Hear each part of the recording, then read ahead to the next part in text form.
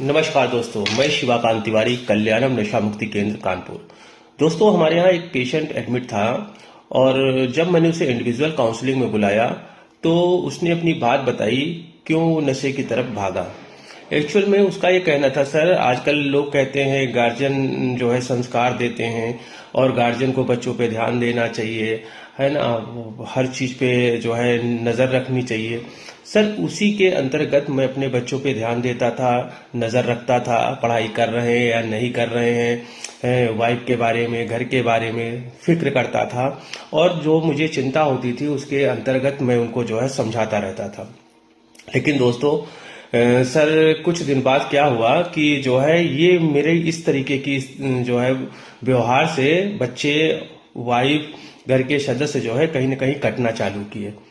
ठीक है, मुझे देखकर वो पता चला, हमारे पास बैठे और कितनी जल्दी से जल्दी वहां से निकलने की कोशिश करते हैं, बैठते नहीं है, समय नहीं देते थे और एक कंडीशन ऐसी आई कि मैं बिल्कुल अकेला पड़ गया। कोई भी हमारे साथ ऐसा महसूस हुआ कि इमोशनली कनेक्ट नहीं है, तो जिसके कारण जो मैं बाहर समय बिताने लगा और कुछ गलत संगतों में फंसा और फिर मैं जो है नशे का सेवन करने लगा।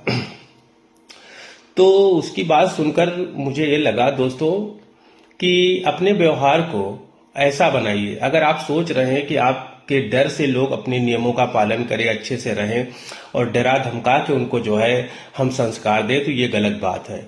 ठीक है, आपका व्यवहार ऐसा सहज होना चाहिए कि बच्चों को कोई भी तकलीफ हो आपके पास आए, आपके प्रेजेंटेशन से बच्चों में खुशी हो, आपके परिवार के सदस्यों में खुशी हो और आपके आने से वो डर रहे हैं, है ना, तो ये आपके लिए सही नहीं है। डरा के धमका के किसी चीज को समझाया नहीं जा सकता है। उसे प्यार से चीज जो आप समझा रहे हैं उसके पीछे क्या रीजन है, कौन सी ऐसी जो है साइड इफेक्ट है, वो पूरी तरह बताएं। गलत है इतना ही सही नहीं है, उसका रीजन क्या है गलत होने का, ये भी बताना बहुत जरूरी होता है। लोग आपसे अगर डर रहे हैं तो ये आपकी पर्सनालिटी सही नहीं है, ये आपने अपनी इमेज जो है गलत बना ली, क्योंकि ऐसी इमेज से आप बच्चों में, परिवार के सदस्यों में इमोशनली कनेक्ट नहीं हो पाएंगे, है ना।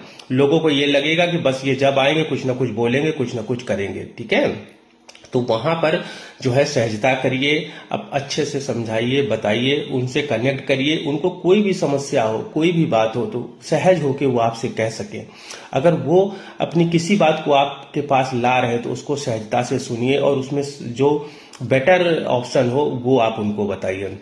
क्योंकि आप, मेरा मानना है, आप जब घर में पहुंचे तो आपकी पत्नी खुश हो, आपके बच्चे खुश हो, आपके माँ बाप खुश हो और एक अच्छा माहौल, पॉजिटिविटी वाला माहौल हो। ऐसा ना हो कि उनके आने का समय हो रहा है, चलो जल्दी जल्दी अपना सब टीवी देखना बंद करो, पढ़ाई पे बैठ जाओ, वाइफ भी कहीं इधर उधर हो तो वो भी भगी चली आ रही।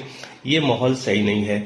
कभी कभी क्या होता है, ये माहौल एक लंबे समय तक बना रहेगा, जिसके कारण भी आदमी जो है अकेला महसूस करता है और कहीं ना कहीं वो अच्छा करने के चक्कर में और वो अच्छा नहीं और बुरा हो जाता है।